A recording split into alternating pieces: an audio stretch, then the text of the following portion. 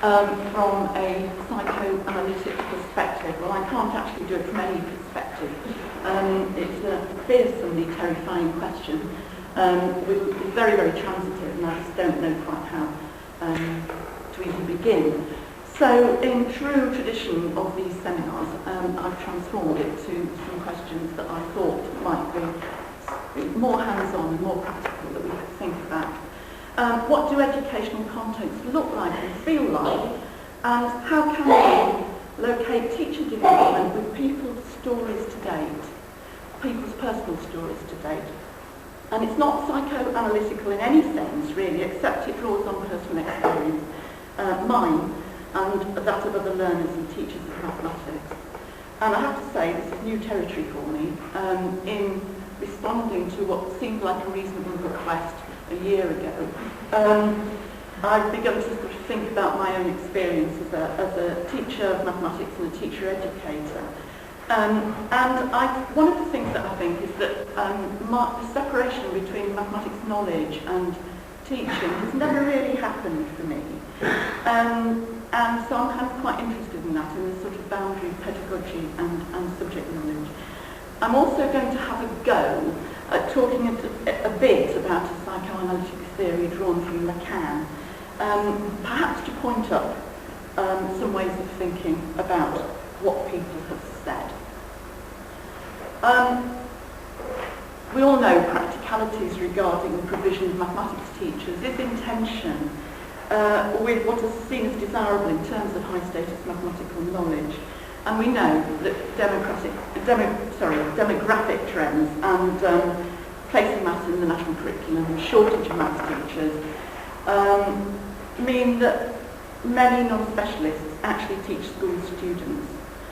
And experience suggests that non-specialist mathematicians are drawn into teaching mathematics with varying degrees of enthusiasm as the need arises. And over time, I've worked with several different groups of such people, as well as PGCE mathematics graduates, and here are some of them. What I hope to do this morning, if Laura allows it and time allows it, is to draw on some of the accounts of the top two, some PGCE trained teachers of maths before they start the PGCE, and some teaching assistants who are supporting secondary mathematics in classrooms. And before I start, I want to say that, well, this was actually in the advanced paper that I sent round. If I now were to apply to become a mathematics teacher on PGCE with the qualifications that I had when I was 21, I wouldn't get in.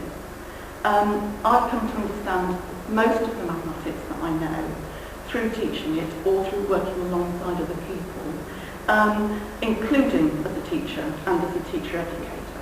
And so, you know, I think actually when I think back, my own interest in this mathematics for teaching is driven to some extent by a kind of personal desire to legitimate my experience as to start with, a poor mathematics learner, but a good learner in context. And in order to put this presentation together, I've gone through my research diaries, which span back several years, in fact. And, you know, I'm struck actually by references in those diaries to how other people work things out on their own, to carelessness on my part, or lack of thoroughness on my part. And these all relate to this kind of anxiety that I'm not successful at working on my own in mathematics. For me, deep learning has come with working with other people. So, with that as a sort of contextual thing, let's plough in. I've started to look at some of the psychoanalytic theory of Jacques Lacan, who was a French psychoanalyst. He links closely with 20th century artists and writers, and is very much kind of integrated into this post-structuralist, if you like, 20th century discourse. I'm extremely grateful to Una, who's here, and Liz Jones and other colleagues from Manchester, who have developed ideas of Lacan's ideas of self and the initial teacher training curriculum, and that actually set me off. And they've written some recent papers right now in Burge and contemporary issues in early childhood, which are very interesting. And it'd be impossible here to do justice to either you know all this, or in fact you can, and I hope you will forgive what is a very, very sketchy sketch. But just to sort of give us a start, what Lacan says is that a person's identity is mediated entirely through language. And the person begins to be constructed through the language of other people, actually before they're born. And this identity continues to develop as that person begins to, as Lacan calls it, mirror themselves or reflect themselves through the language of other people who are talking to that baby, child, young person, throughout the person's life.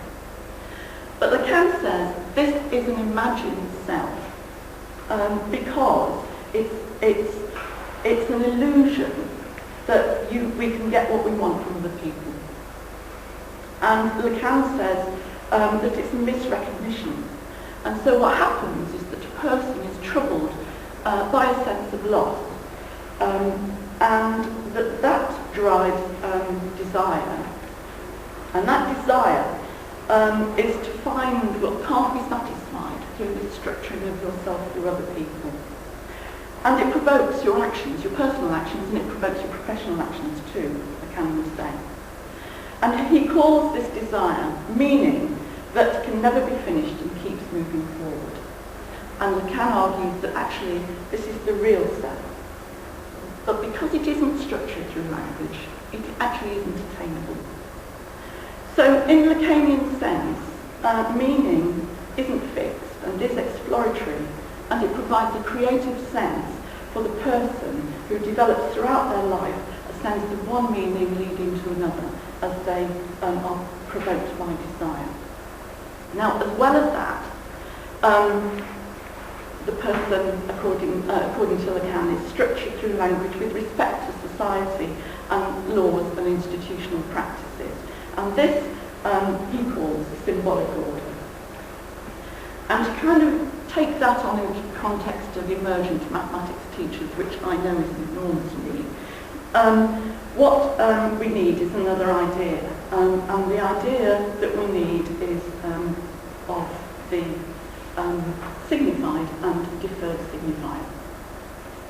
Now, what Lacan argues is that the child has to learn to desire beyond their mother, just as the mother desires beyond the child. And in analytical terms, this desire is located on the penis of the father. But what Lacan argues is that the deferred signifier moves beyond the actual object to a representation of it. And Lacan calls this the name of the father, which is a very potent symbolic other and represents, if you like, institutional authority, or, on an individual basis, as Lacan says, the one who knows. Okay. Now, in neurosis, in neurosis or psychoanalysis, according to Lacan, people are either hysteric or obsessive. For both, desire is blocked, and the purpose of the analysis is to restore desire, or restore the person in searching for meaning. And Lacan would argue that for hysterics, knowledge belongs to the other, belongs to the symbolic other, the one that knows. And while the hysteric person fights for power, this is passively because they see themselves without agency. On the other hand, obsessives want to escape dependency on the one who knows and to put themselves in a position not to need anything from the institution. And Lacanian analysis ascribes sexual differences between hysterics and obsessive, and it's not difficult to guess which is which. But they're not necessarily fixed. So if you're working as an analyst, one of the things you have to do is decide what sort of person you're working with.